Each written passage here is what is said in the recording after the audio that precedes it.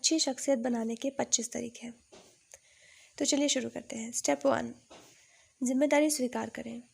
दोस्तों, अल्बर्ट हब्बर्ड का कहना है, जिम्मेदारियां उस व्यक्ति की तरफ खींची चली आती हैं जो उन्हें कंधे पर उठा सकता है। जब लोग अतिरिक्त जिम्मेदारियों को स्वीकार करते हैं तो दरअसल वो अपनी उन्नति के लिए दरवाज़ा खोल रहे होते हैं। स्टेप 2, औरों की परवाह। एक दिन एक 10 साल का बच्चा एक आइसक्रीम की दुकान पर गया और टेबल पर बैठकर एक महिला वेटर से पूछा, एक कोन आइसक्रीम कितने की है? उसने कहा 75 सेंट की। बच्चा हाथ में पकड़े सिक्कों को गिनने लगा। फिर उसने पूछा कि छोटी कप वाली आइसक्रीम कितने की है? वेटर ने बेसब्री से कहा 65 सेंट की है। लड़का बोला, मुझे छोटा कप ही दे दो। लड़का अपना आइसक्रीम खाया, पैसे दिए और चला गया। जब वेटर खाली प्लेट उठाने के लिए आई तो उसने जो कुछ देखा वो बात उसके मन को छू गई। वहाँ 10 सेंट टिप के रूप में रखे हुए थे। दोस्तों, यहाँ उस छोटे से बच्चे ने वेटर का ख्याल किया, यानी खुद से पहले दूसरे के बारे में सोचा। दोस्तों, अगर हम सब भी एक दूसरे के लिए उस छोटे बच्चे की तरह सोचें तो ये दुनिया कितनी अच्छी हो जाएगी। स्टेप 3, सबकी जीत के बारे में सोचें। स्टेप 4, अपने शब्दों को सावधानी से चुनें। मुंह से निकलने वाले शब्द वापस नहीं लिए जा सकते। एक किसान ने अपने पड़ोसी की निंदा की। अपनी गलती का एहसास होने पर वो चर्च के पादरी के पास क्षमा मांगने पहुंचा। पादरी ने उससे कहा कि वो पंखों से भरा एक थैला शहर के बीचों बीच बिखेर दे।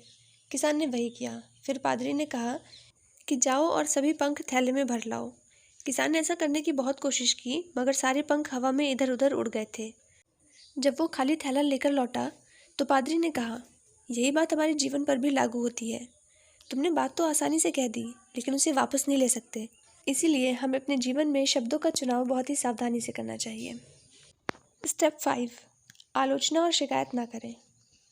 स्टेप 6, मुस्कुराएं और दयालु बनें। स्टेप 7, दूसरों के व्यवहार का सही अर्थ निकालें। स्टेप 8, अच्छे श्रोता बनें। स्टेप 9, उत्साही बनें। स्टेप 10, ईमानदारी और सच्चाई के साथ प्रशंसा करें। स्टेप 11, जब कोई गलती हो तो उसे स्वीकार करते हुए आगे बढ़ें। स्टेप 12, तर्क करें पर तकरार नहीं। स्टेप 13, पीठ पीछे बातें ना करें। स्टेप 14, अपने वादों को वचनबद्धता में बदलिए। स्टेप 15, एहसान तो मानो, लेकिन दूसरे से एहसानमंद होने की उम्मीद ना करें। स्टेप 16, भरोसेमंद और वफादार बने। बचपन के 2 ऐसे दोस्त थे जो स्कूल और कॉलेज, यहाँ तक कि फौज में भी एक साथ ही भर्ती हुए। युद्ध छिड़ गया और दोनों एक ही यूनिट में थे। एक रात उन पर हमला हुआ, चारों तरफ गोलियां बरस रही थी। ऐसे में अंधेरे से एक आवाज़ आई, हैरी इधर आओ, मेरी मदद करो। हैरी ने अपने बचपन के दोस्त बिल की आवाज़ फ़ौरन पहचान ली। उसने अपने कैप्टन से पूछा, क्या मैं जा सकता हूँ? कैप्टन ने जवाब दिया, नहीं, मैं तुम्हें जाने की इजाज़त नहीं दे सकता। मेरे पास पहले से ही आदमी कम है। मैं अपने एक और आदमी को नहीं खोना चाहता। साथ ही बिल की आवाज़ में भी ऐसा लग रहा था कि वो बचेगा नहीं। हैरी चुप रहा। फिर वही आवाज़ आई, हैरी आओ, मेरी मदद करो। हैरी चुप बैठा रहा क्योंकि कैप्टन ने उसे जाने की इजाज़त नहीं दी थी। वही आवाज़ बार बार आई।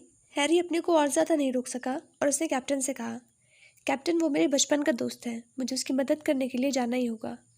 कैप्टन ने बिना मन के उसे जाने की इजाज़त दे दी। हैरी अंधेरे में रेंगता हुआ आगे बढ़ा और बिल को खींचकर अपने गड्ढे में ले आया।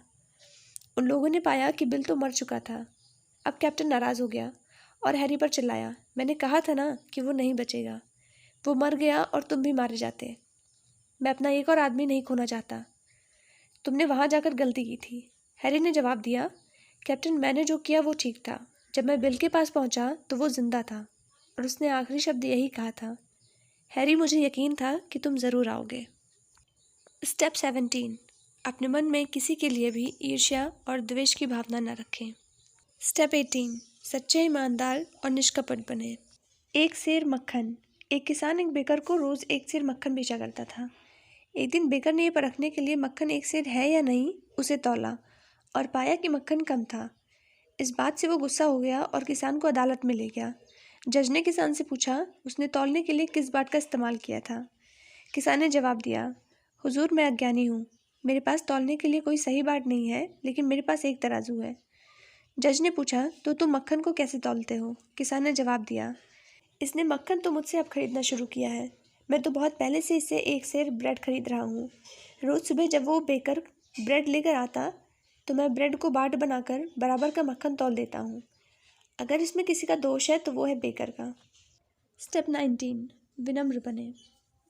बहुत साल पहले एक घुड़सवार ने कुछ सैनिकों को देखा जो एक लकड़ी का गट्ठा उठाने की असफल कोशिश कर रहे थे।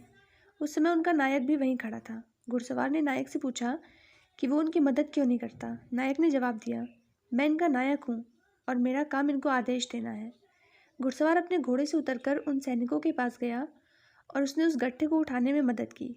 उसकी मदद से वह गट्ठा उठा दिया गया। घुड़सवार चुपचाप अपने घोड़े पर सवार हो गया और उस नायक से बोला, अगली बार जब तुम्हारे आदमियों को सहायता की ज़रूरत पड़े तो तुम अपने कमांडर इन चीफ को बुलवा लेना। जब वो घुड़सवार चला गया तो नायक और सिपाहियों को पता चला कि वो घुड़सवार कोई और नहीं बल्कि जॉर्ज वॉशिंगटन थे। स्टेप 20, दूसरों को समझने और ख्याल रखने वाला बने। स्टेप 21, हर रोज़ शिष्ट बनने का अभ्यास करें। दोस्तों, लेखक का कहना है बहुत से प्रखर और प्रभावशाली लोग इसलिए सफल नहीं हो पाए क्योंकि उनमें शिष्टाचार और अच्छे व्यवहार की कमी थी। विनम्रता और शिष्टाचार सभ्य होने की निशानी है। दूसरे लोगों के प्रति सम्मान और शिष्टता का बर्ताव करें। स्टेप 22, हंसने हंसाने की आदत डालें और खुशमिजाज बनें। स्टेप 23, दूसरों का मजाक न उड़ाएं और ना ही उन्हें नीचा दिखाएं। दोस्तों, आपने अक्सर देखा होगा कि मज़ा लेने के लिए लड़के मेढकों को पत्थर मारते हैं। लड़कों का मज़ा मेढकों की मौत बन जाता है। ये मेढकों के लिए मज़े की बात नहीं है। दोस्तों, हंसी का उपयोगी या खतरनाक होना इस बात पर निर्भर करता है कि हम किसी व्यक्ति के साथ हंस रहे हैं या उस व्यक्ति पर हंस रहे हैं।